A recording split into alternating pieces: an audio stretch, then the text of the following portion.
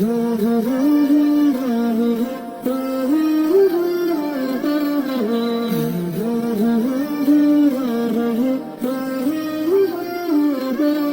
Categories اللہ تعالیٰ نے جنت میں دکھائی ہیں۔ ان الابرار یشربون من کاس کان مزاجھا کافورا، نیک لوگ خود ڈال کے پیئیں گے، خود اٹھا کے کھائیں گے۔ یہ ہے بوفے سسٹم، بوفے لگا ہوتا ہے نا، آپے پاؤ تے آپے کھاؤ تے آپے پیو، تو یہ ایک بوفے سسٹم والی جنت ہے کہ جنتی ڈالتے ہیں پیتے ہیں۔ ایک اس سے اوپر وی آئی پی جنت ہے، یسقون فیہا کاسا کان مزاجھا زنجبیلا، کہ وہاں وہ بوفے سسٹم نہیں ہے، وہاں سرونٹ سسٹم ہے، نوکر۔ یہاں تو آپ کے پاس نوکر ہوتے ہی نہیں نا، تو بڑے سے بڑا مالدار بھی بیچارہ آپ پہ ہی موٹر صاف کر رہا ہوں، آپ پہ ہی میٹ صاف کر رہا ہوں، آپ پہ ہی پیٹرول پا رہا ہوں۔ تو کئی سال پرانی بات ہے، ایک نوجوان نے مجھے اپنی گاڑی میں بٹھایا، یہیں تمہارے انگلینڈ، مجھ سے کہنے لگا مولانا یہ 2.5 لاکھ پاؤنڈ کی گاڑی ہے۔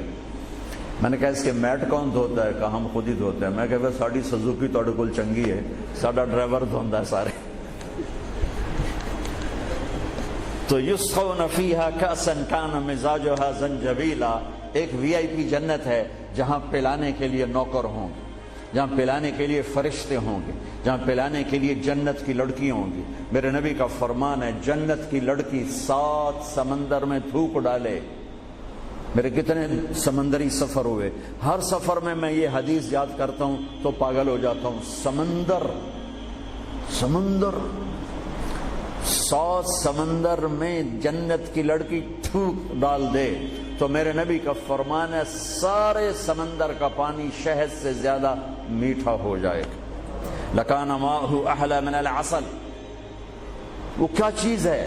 سورج کو انگلی کے فنگر ٹپ دکھا دے تو سورج اللہ کی قسم نظر نہیں آئے گا، جیسے سورج کے سامنے ستارے غائب ہو جاتے ہیں، چہرہ نہیں، صرف فنگر ٹپ کے سامنے سورج غائب ہو جائے گا تو اس کا چہرہ کیسا ہوگا، اس کا ہاتھ کیسا ہوگا؟ بِأَيِّ بَنَانٍ تُعَاطِيهِ۔ میرے نبی کا فرمان، کن ہاتھوں سے تمہیں پیش کرے گی جام کہ اس کی انگلی کا ایک فنگر ٹپ سورج کو دکھا دو، سورج نظر نہ آئے، وہ پیش کرے گی۔ اور اس کے جسم پہ 100 جوڑے ہوتے ہیں، ایک جوڑا نہیں ہوتا، 100، اور ہر جوڑا دوسرے جوڑے میں نظر آتا ہے، اور اس کے جوڑوں کے اس کا جو فراق ہوتا ہے، اس کا جو لہنگا ہوتا ہے، وہ 3 میل کے دائرے میں گھوم رہا ہوتا ہے، 3 میل کے دائرے میں۔ اور یہ اس لیے ہے کہ جنت کے لباس کا وزن کوئی نہیں، اس کا وزن ہے، یہ ویسٹ کوٹ کا وزن ہے، اب تھوڑا وزن ہی لگ رہی کہ گرمی محسوس ہو رہی۔ جنت کا جو لباس ہے اس کا دھاگا نور سے بنا ہے، نور کا وزن نہیں ہوتا، تو 100 پہنے یا 1000 پہنے، 100 جوڑے اللہ بندوں کو بھی پہنائے گا، جنت کی لڑکیوں کو پہنائے گا، 100 جوڑے میں اس کا جسم چاندی کی طرح چمکتا نظر آئے گا، وہ اس کی طرف بڑھے گی، ایک قدم جب اٹھائے گی 1 لاکھ ناز و انداز اپنے خامد کو دکھائے گی۔ یہ وی آئی پی لوگوں کی جنت ہے، ایک وی آئی پی، چاہے لکھاں وی لا دو، لکھاں کروڑاں وی آئی پی۔ وہ ایک سب سے بڑی جنت ہے جس میں سارے غریب لوگ ہوں گے، مالدار بھی ہوں گے پر تھوڑے، غریب زیادہ ہوں گے، ریڑھی والے، تانگے والے، رکشے والے، ٹھیلے والے، وہ سب سے وی آئی پی جنت میں ہوں گے کہ وہاں جو پلانے والا ہوگا، نہ حور، نہ خادم، نہ فرشتے، نہ بیگم، نہ بیوی، نہ نوکر، وہاں پلانے والا اللہ خود ہوگا۔ وَسَقَاهُمْ رَبُّهُمْ شَرَابًا طَهُورًا، وہاں پلانے والا خود میرا رب ہوگا، میرا اللہ ہوگا، میرا اللہ ہوگا۔ اور جنت کا ایک چشمہ، اس کا نام ہے تسنیم، ایک دریا تسنیم۔ باقی سارے دریا چشمے زمین پر چلتے ہیں، جو تسنیم ہے وہ زمین پر نہیں ہے، وہ ہوا میں چلتا ہے۔ تسنیم کہتے ہیں سنام، سنام ہوتی اونٹ کی کوہان، ایسے تو وہ پانی یوں چلتا ہے، یوں چلتا ہے، یوں چلتا ہے، اور ہوا میں چلتا ہے، ہوا میں نہ ادھر گرتا ہے نہ ادھر گرتا ہے۔ سبحان اللہ، پتہ نہیں کیا چیز اللہ نے بنائی۔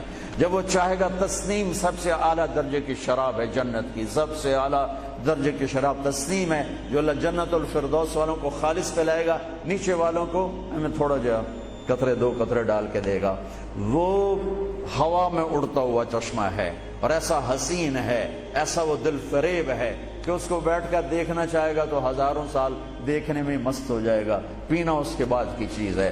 تو میرا رب وہاں خود پلانے والا ہے، میرا رب میرے نبی پاک صلی اللہ تعالی علیہ وسلم ایک خوبصورت زندگی لے کر آئے اور جنت کی چابی اس کے ساتھ لے کر آئے کہ اگر دنیا اور آخرت کو جنت بنانا ہے تو میرے نبی کے طریقے پر آ جاؤ. پاسپورٹ بن گیا, ویزا لگوا لو, ویزا محمدی اسٹمپ کرواؤ اور سیدھے مرتے ہی جنت میں چلے جاؤ. یہاں بھی مزے وہاں بھی مزے. میرے نبی کی زندگی ایک خوبصورت نمونہ ہے. ایک حدیث سنا کے میں بات ختم کرتا ہوں. ایک حدیث آپ آج مجھ سے لے لیں, ساری زندگی خوبصورت ہو جائے گی. صرف ایک حدیث سناؤں گا, ایک, اور پوری زندگی میں رنگ بھر جائے گا, پوری زندگی میں رنگ بھر جائے گا. صرف ایک حدیث. میرے نبی نے فرمایا اربع اذا كانت فيك لا يضرك ما فاتك من الدنيا اربع من كن فيه ما ضره ما فاته من الدنيا. میرے نبی نے فرمایا چار باتیں مجھ سے لے لو. چلی نہیں, چار. سوکھا کام ہے. فرمایا میرے نبی نے صرف چار گلاں میرے کو لے لو تو موجاں کرو ویملے وچ بھی تے جنت وچ.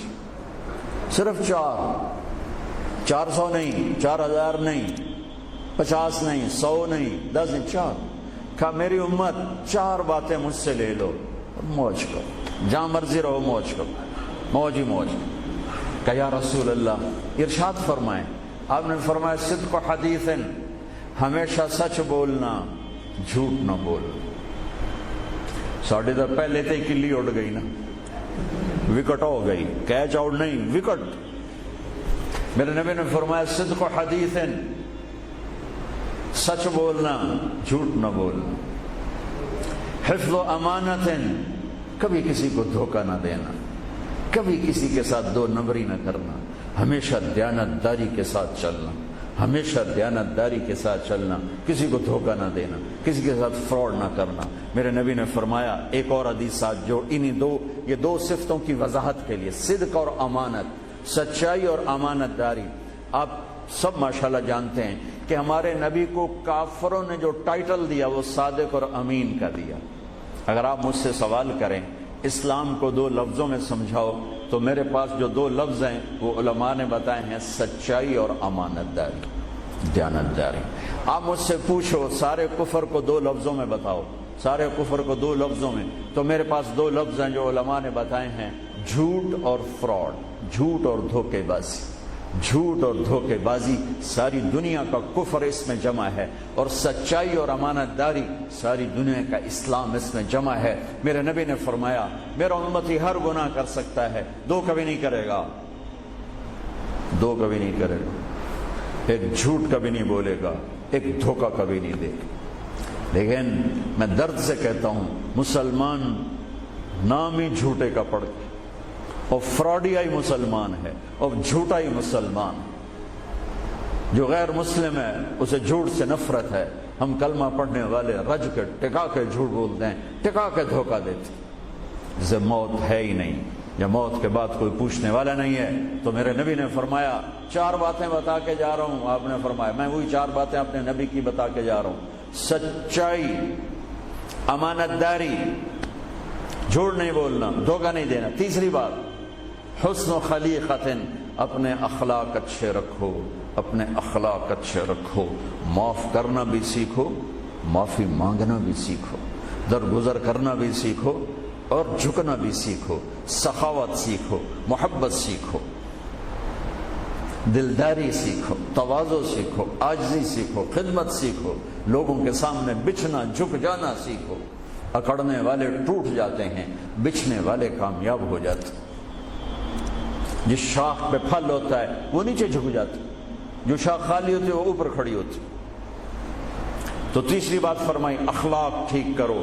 سارے اخلاق کا ایک جملہ بتا دیتا ہوں, سارے اخلاق کا ایک جملہ بتا دیتا ہوں. میرے نبی کا فرمان احسن الی من اساء الیک, جو تمہارے ساتھ برا سلوک کرے تم اس کے ساتھ اچھا کرو. ایک جملہ. برے کے ساتھ برا بننا یہ کون سی بڑی بات ہے؟ جو تمہیں پوچھتا نہیں اس سے پوچھو, جو تمہیں دیتا نہیں اس سے دو, جو تمہیں بد دعا دیتا ہے اس سے دعا دو, جو تمہاری غیبت کرتا ہے تم اس کو دعا دو, جو تمہاری برائی کرے تم اس کی تعریف کرو. پھر دیکھو اللہ کا غیبی نظام کیسے آپ کو ہوا میں اٹھاتا ہے اور اڑاتا ہے. تو تیسری بات میرے نبی نے فرمائی اخلاق اچھے کر لو. چوتھی بات میرے نبی نے فرمائی، چوتھی بات آخری بات، عفت فی طعمت، عفت فی طعمت، جہاں مرضی رہو رزق حلال کماؤ، حلال روٹی کماؤ، حرام نہ کماؤ، حلال کماؤ حرام نہ کماؤ، کہ رزق حلال ایسی دولت ہے. میرے نبی کی مجلس میں ایک صحابی بیٹھے تھے، سعد بن معاذ. آپ کی نظر ان کے ہاتھوں پر پڑی تو وہ بڑے سخت جیسے مزدوروں کے ہاتھ ہوتے ہیں، لوہے کی طرح. تو آپ نے ان سے پوچھا سعد یہ تیرے ہاتھوں کو کیا ہوا ہے؟